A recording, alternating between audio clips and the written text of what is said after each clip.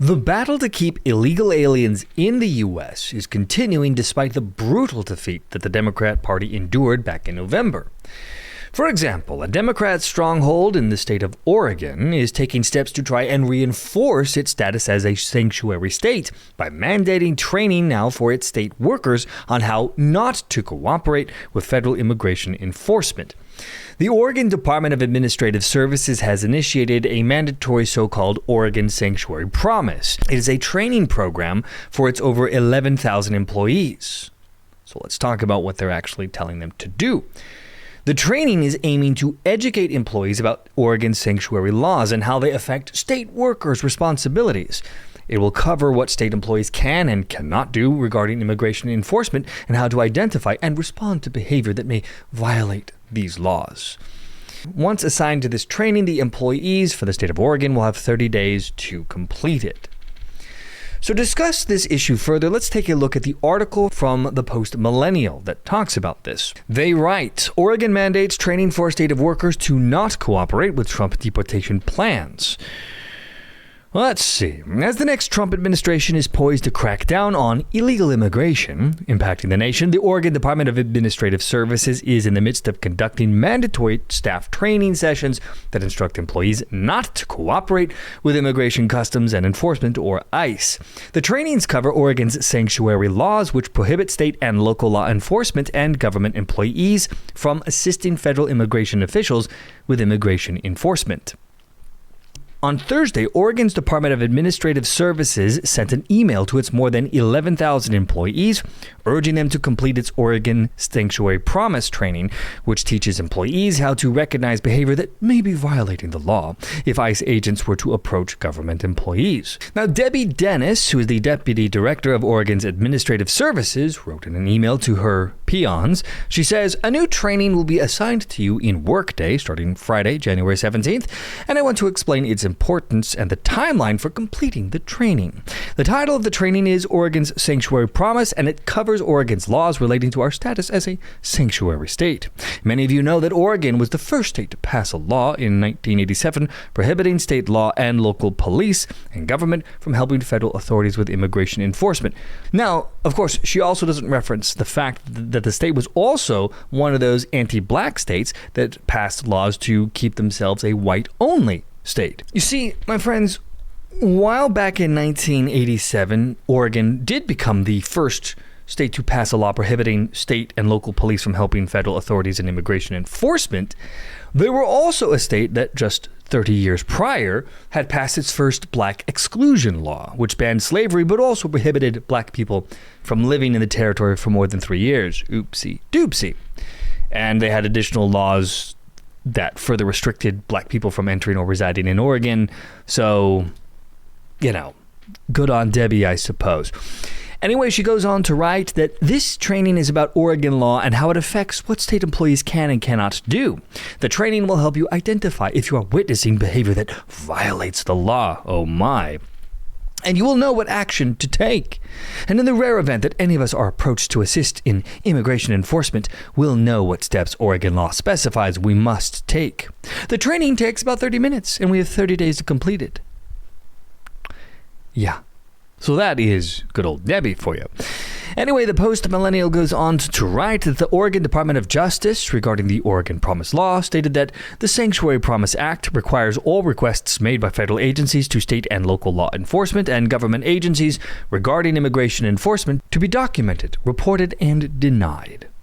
The training comes as Democrat-run sanctuary states and cities across the nation devise plans to combat President-elect Donald Trump proposed immigration enforcement laws.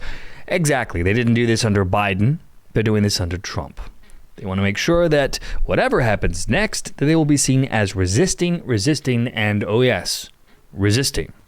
Now, my friends, it is actions like this that is part of the reason why the Democrat Party is now finding itself in the wilderness, in the endangered party list. This is tone deaf. This is stupid. It flies in the face of overwhelming dislike that the American people have now for illegal aliens in this country. The mood of the public has shifted dramatically in this country over the last 8 years. It went from just a strong segment of society, primarily on the right, who wanted all the criminals out of the country, to now a solid majority of the American people at large that actively want deportation. It isn't that they just don't like illegal aliens and illegal immigration, but they want these people gone. And the Democrat Party is choosing to ignore these clear warning bell signs that they will be in huge trouble if they keep resisting the public on this issue. They can no longer count on things like emotional blackmail which I'm stealing a term here from Asmongold, and I don't know if he stole it from somebody else, but good job, Asmon.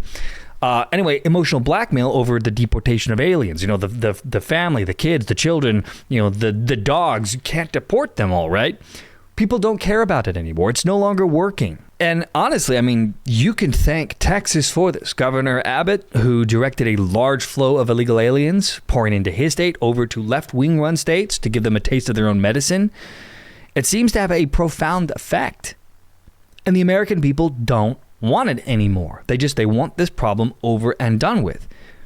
Now, if you don't believe me, let's take a look at the latest Ipsos poll conducted for the New York Times. The left-wing rag is showing a massive swing in the direction of the mood of the American people. They want the kicked out. So this is from the New York Times. They write, support for Trump's policies exceeds support for Trump, meaning the American people are more in favor of his policies than they are in favor of he himself. They say a new poll found the public is sympathetic to the president-elect's plans to deport migrants and reduce America's presence overseas.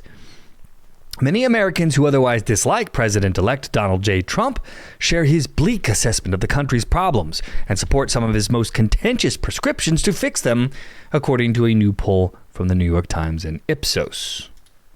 Essentially, what this poll is finding is that 87% of Americans now support deporting illegal aliens with criminal records, and only 10% of Americans even oppose this. 56% of respondents supported deporting all immigrants who are in the country illegally, with just only 19% strongly opposing this action.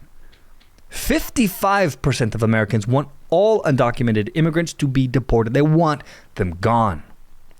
The New York Times poll is essentially showing a post-election collapse of tolerance for illegal aliens. It is a massive cascade shift here. And the Democrat Party is continuing to fight against it, continuing to ignore the will of the American people. We've had enough. This poll from the New York Times reveals that the American public at large agrees with Donald Trump's policy here. And the Democrat Party, if they continue along this path, they will alienate a massive segment of the voter base. You cannot be the party of illegal activity in the country and expect to forever maintain power. The era of tolerance, of criminal behavior, is finally starting to shift away. And honestly, I think this is years in the making. It's finally reached a boiling point that the Democrat Party can no longer contain. And they are being severely damaged by this. They could potentially be looking at a decade plus in the wilderness, where if the Republican Party plays their cards right, they could maintain power for at least the next 12 years. You cannot have this rampant coddling from the Democrat states of crime. Basically, ever since the George Floyd incident and the riots that followed, that was the catalyst for the Democrat Party to lose their damn mind. They started supporting crime. They started sympathizing with it. This was a retarded decision by the Democrat Party, and they are now paying the price for this.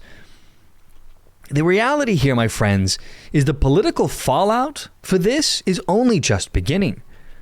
The Democrat Party right now is at war with itself.